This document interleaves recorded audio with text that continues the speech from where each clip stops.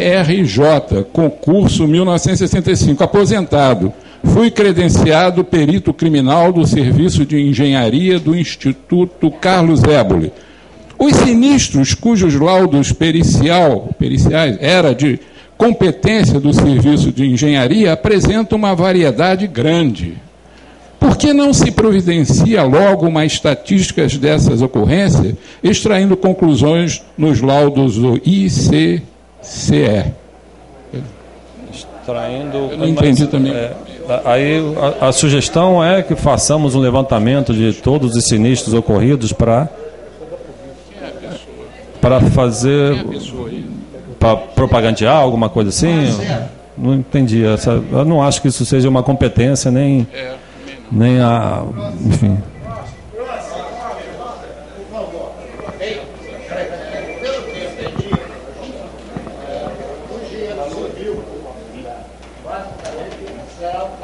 Isto, aí.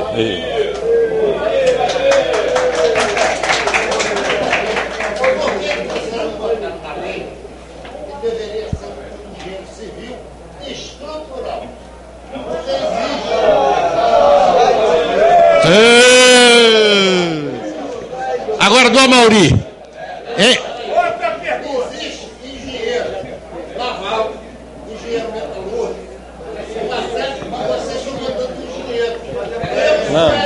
Não vou nem entrar nesse. Mas engenheiro estrutural é civil. Todo civil é de estrutura. Tá? Tá bom. Cuide da sua lei. Amauri, em um prédio de 3 pavimentos unifamiliar, é obrigatória a auto-vistoria? Sim ou não? Não. Unifamiliar e bifamiliar, independente do número de pavimentos. Benjamin, como será feita a auto-vistoria nas comunidades onde existem construções ilegais? Voz do povo é a voz de Deus, né? Outra. João Marandino. Pro Silvio. Arquiteto Silvio. A vistoria, primeiro, a vistoria compreende 3 partes comuns e unidades autônomas? A vistoria corresponde toda a edificação. A lei e o decreto, elas determinam que a edificação esteja adequada. Ela não separa em parte comum, estacionamento, subsolo, cobertura, telhado, varanda, não. Tudo faz parte da edificação. O laudo atesta a qualidade da edificação. Inclusive os apartamentos que não foram visitados. Tudo. É obrigatório ver todos os apartamentos? Não, isso eu já falei que não. Na verdade, é obrigatório fazer o que a pessoa que vai vistoriar acha que tem que fazer para afirmar a qualidade ou não daquela edificação. Quem vai decidir isso é o profissional. A inserção dos dados pode ser feita pelo vistoriante? Eu não entendi. A inserção dos dados pode ser feita pelo vistoriante. Eu entendi essa pergunta da seguinte forma. Quem comunica à prefeitura é o proprietário. Mas, quando o responsável pela vistoria identifica a necessidade de obra, tem um artigo no decreto que permite a ele também comunicar à prefeitura. Ele pode, aí é um acordo que ele vai fazer com quem o contrator, né? Às vezes até a gente, na época quando nós começamos a escrever, as pessoas falavam, pô, mas isso vai ser tudo pela internet? E se o síndico tiver lá uma idade, não tiver computador, tem lugares que não tem, enfim. Quem comunica pode ser qualquer um, porque na verdade ele está só comunicando. O que tem que ser qualificado é quem é o responsável pelo imóvel, quem é o responsável pela vistoria e aonde fica esse imóvel. Isso é que é o importante dessa história toda. É aí que a gente tem que buscar a qualidade da informação. Quem envia pode ser o meu sobrinho. Se houver impedimento da entrada em uma unidade autônoma, como proceder? Eu já respondi isso, embora isso não seja... Eu estou repetindo as perguntas aqui.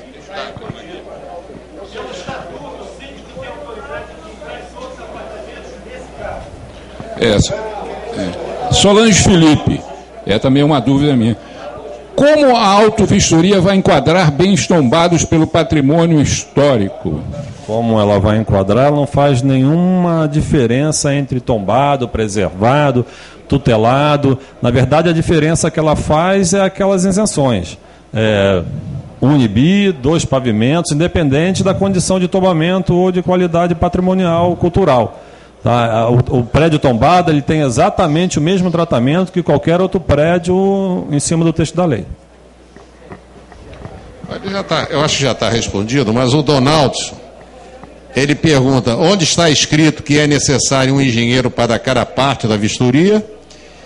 E trata-se de uma vistoria visual nível 1 e um engenheiro civil ou arquiteto que projeta ou executa uma obra com a experiência acumulada? Ao pé da letra não está escrito em lugar nenhum que precisa de diferentes profissionais para executar vistorias em partes diferentes da edificação. Tem lá escrito que a vistoria tem que ser feita por um profissional legalmente habilitado. Se aquele profissional não é legalmente habilitado para exercer aquela vistoria, para fazer aquele serviço, então cabe a quem for fazer aquele serviço. É isso que dá respaldo a essa diferenciação entre examinadores, tá? É isto. A outra parte da pergunta... Trata-se de uma vistoria visual nível 1? De novo, quem decide isto, se é nível 1, nível 2, nível 10, se é visual, se não é visual, é o vistoriador. Se Ronaldo do Merli, se o acesso à unidade for impedido pelo condomínio de vistoriar o seu imóvel.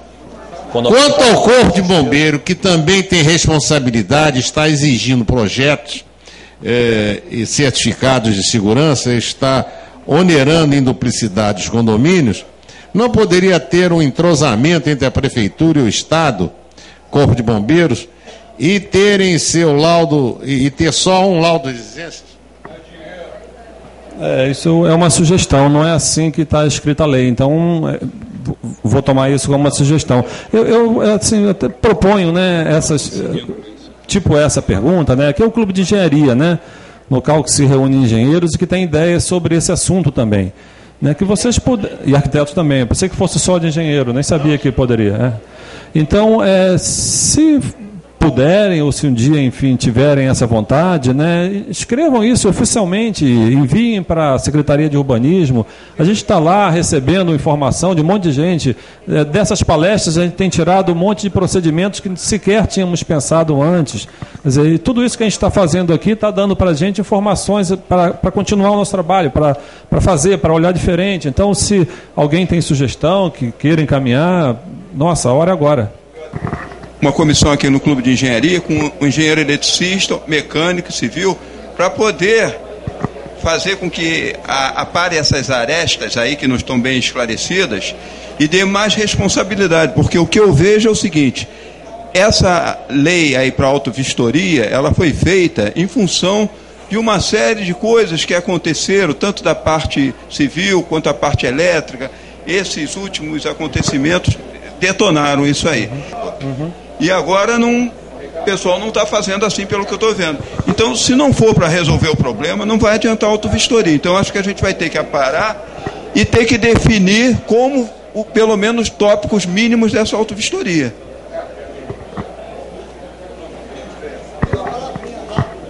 Bom, sobre isso é aquilo que eu falei. Na verdade, isso é a competência do Conselho definir tópico, enfim, eu acho que aí tem que ser encaminhada uma proposta para o Conselho Regulador da profissão. Duas questões rápidas. Eduardo Pierre, arquiteto. Silvio, parabéns pela palestra, Veronese, Clube de Engenharia também. É muito bom o debate. Eu queria saber, eu sinto que são muitos imóveis e os profissionais ainda têm muitas dúvidas. Silvio, você acredita que possa haver um adiamento desse prazo? Sente que pode haver isso acontecer? Outra pergunta. Você fala que o licenciamento será necessário até em obras internas pequenas. Isso hoje não é uma realidade. Você acha que isso vai ser aprontar para quando? Vai ser pela internet? Como é que você vai dar esse passo? Muito obrigado, hein? Tá. Bom, duas coisas. Quanto ao prazo, o prazo é esse, é 1º de janeiro. Até agora eu só tenho essa informação para dar e é o que está lá no decreto. Né, o que tem acontecido com isso? O que tem acontecido é que a gente tem recebido. Nós estamos lá recebendo os comunicados e a Prefeitura está monitorando o que está acontecendo. Né, isso é uma decisão que não cabe a mim aqui nesse nível. Né, prorrogar este prazo necessita de um decreto. Quem assina decreto é prefeito. Então, isso tem que ser uma decisão superior, né? E eu seria muito leviano aqui de garantir ou de expor a minha opinião e dar algum tipo de expectativa ou não sobre o que vai acontecer sobre isso no futuro. Mas eu tenho que deixar claro que a Prefeitura está monitorando o resultado e imagino que possa acontecer se assim entender a Prefeitura o adiamento. Tá?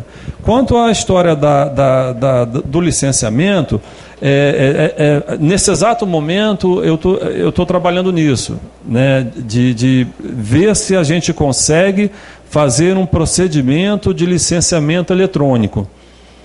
Como isso não existe na Prefeitura, quer dizer, existe para Barracão e para Tapume, se eu não me engano. Você pode fazer o licenciamento online eletrônico. Mas, tirando isso, assim, licença de construção, em qualquer tipo que seja, a gente ainda não tem esse procedimento na Secretaria de Urbanismo, né? Isso é algo novo que a gente sequer tem o modo de fazer disto. Então, agora eu estou começando a estudar isso para saber de que forma e se isso pode ser implementado. A gente esbarra em algumas dificuldades, por exemplo, imóvel tombado. Imóvel tombado tem uma legislação que é federal, que remete à consulta do órgão. Como é que eu posso fazer isso eletronicamente? Eu teria que ter interfaces eletrônicas na Prefeitura e a gente hoje, infelizmente, não tem esse sistema único na Prefeitura que a gente pudesse, nós, diversas secretarias, nos comunicarmos no mesmo procedimento. A gente não tem isto, né? A gente tem preocupação sobre esse tempo de licenciamento, como é que ele vai impactar aquele tempo que o profissional identificou como necessário para executar a obra. Precisa ele lá também já contar com isto? Quer dizer, se eu tenho uma licença interna, uma licença simples, né? Você não tem muito que examinar, é uma modificação, você não tem que ver parâmetro edilício, basicamente é você ver se tem recuo ou não, enfim, dar aquela licença. Assim, não é um procedimento de burocracia administrativa que demore muito tempo, né? Mas, no caso, tem que ser ouvido outros órgãos. A gente tem situação que tem que ser ouvido o meio ambiente, tem situação que está em área de proteção do ambiente cultural, ambiental, GeoRio. Como é que funciona isso? Que tempo é este? Né? Isso a gente ainda tem que evoluir. Eu imagino que isso que estamos começando a tratar agora vai trazer no futuro algumas modificações nesse sistema aí. Mas assim, ainda não tenho agora para dizer para você quais são, nem de que forma isso vai acontecer. Mas a ideia que a gente está trabalhando é transformar essa licença na possibilidade mais ágil que a gente conseguir de ser emitida. Ô, Silvio, tem uma pergunta aqui do César Augusto, acho que Abranches, técnico em gerenciamento. Silvio ou Veronese, né? A pergunta parece repetitiva, mas eu acho que ele está querendo uma definição do laudo, como se tivesse já um modelo assim. É você? Será que eu interpretei direito essa pergunta? Vamos lá. O laudo deverá sempre ser assinado por 3 profissionais: um arquiteto /civil, um mecânico e um eletricista. Definir, se possível, pontos e esclarecer vistoria de elevadores, bombas e sistema de exaustão. Valerá a declaração simples da firma responsável pela manutenção, contrato de manutenção /conservação? Você está querendo uma definição, uma descrição do que o laudo deve conter?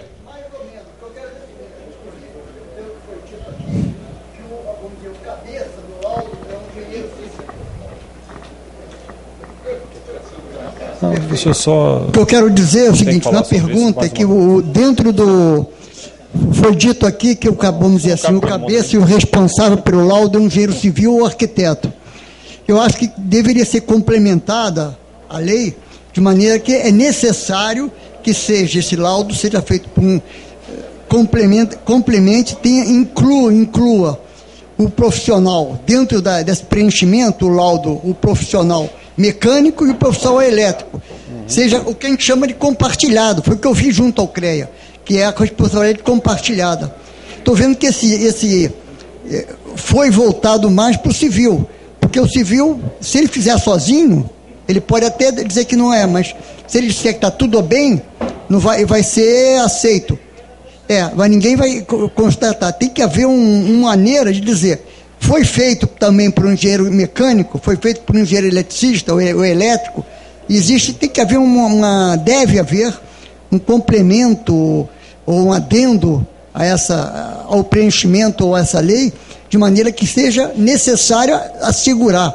Porque grandes problemas que tem é de elevadores, problema elétrico, como o companheiro que falou, que por aqui até trabalha comigo também, em alguns casos.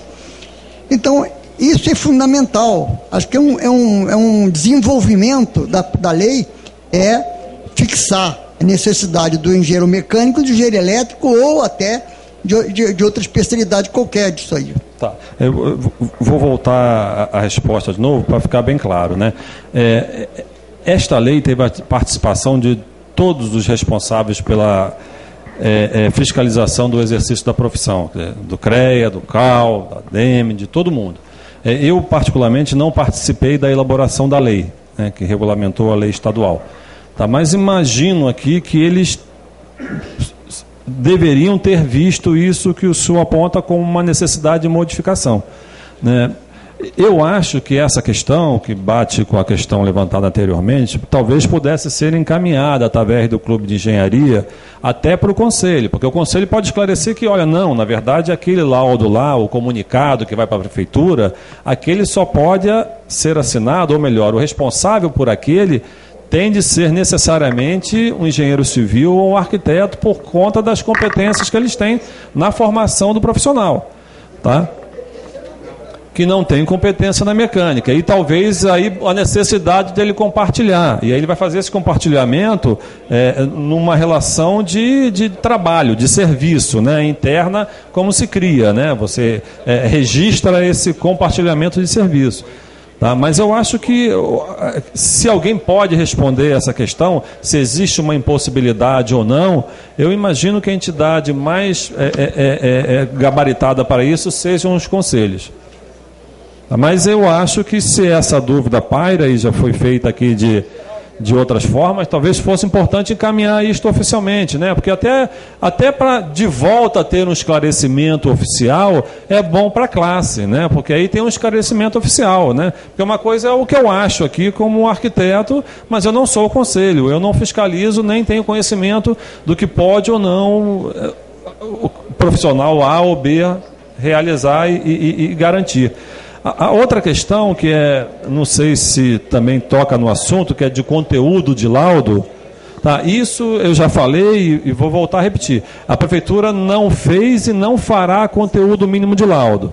Entendeu? A Prefeitura que não caberia a ela fazer isso. Até porque, a coisa de 2 meses atrás, começou a ABNT a se juntar para começar a fazer uma norma técnica de vistoria de edificações, coisa que não existe agora.